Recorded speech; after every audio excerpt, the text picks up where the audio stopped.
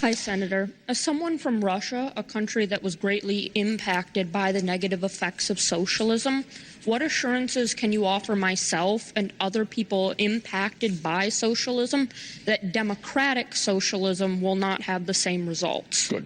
Thank you for the question, Martha. Martha? Margaret. Okay. What happened and existed in the Soviet Union was not socialism. That would definitely be news to the Union of Soviet Socialist Republics. That would be news to them. It would be news to the founders of the Soviet Union, who all spent decades in the socialist underground, not just in what then became the Soviet Union, but in Germany, in the UK, in Switzerland, bouncing all around Europe, spreading the poison of socialist ideology. It would be news to them. It would be news to a young Yosef Zhugasvili from Georgia, who in early days of his adult life was self-describing as a social democrat. That's right. Not even just a socialist, a social democrat, right along with Bernie Sanders.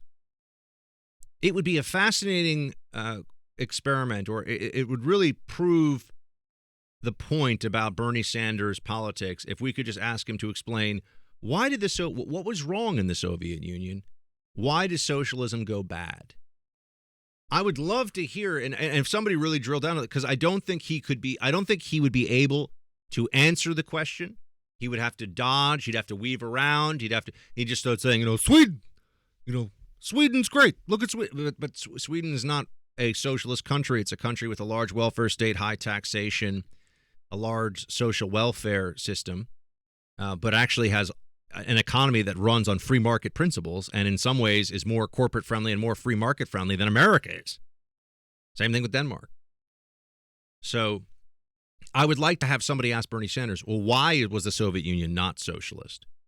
In fact, most people would argue that the most pure distillation of socialist principles ever were, in fact, the founding ideals of the Soviet Union.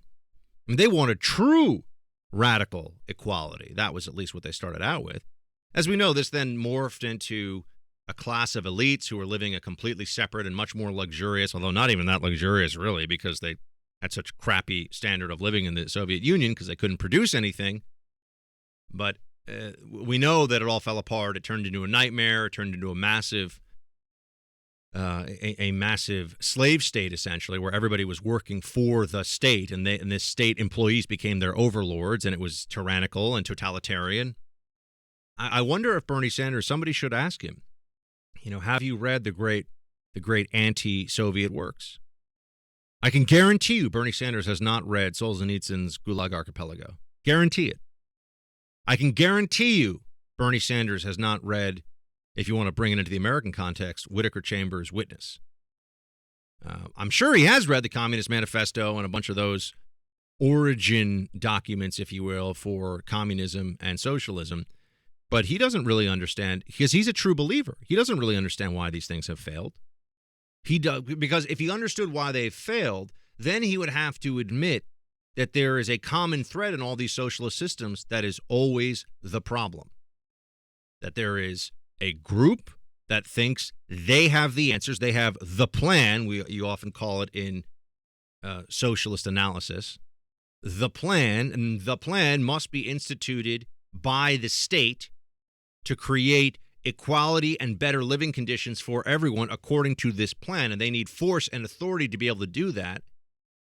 And in doing so, they eliminate freedom, they take away individual choice, they remove signals from the market, most importantly price, which is just individuals interacting freely with one another to their own benefit. It ignores human nature, which is rooted in self-interest, and assumes that the group or the class or the political party of experts implementing the plan know what they're doing, have the best interests of the people at heart, and understand how to implement this plan, and will respond to failures with better ideas.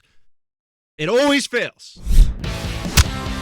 Hey, Team Buck, thank you so much for watching The First on YouTube. If you like this video, please click that little thumbs up button so then it will log as liked. And also, if you want to see more great content from The First, please click subscribe.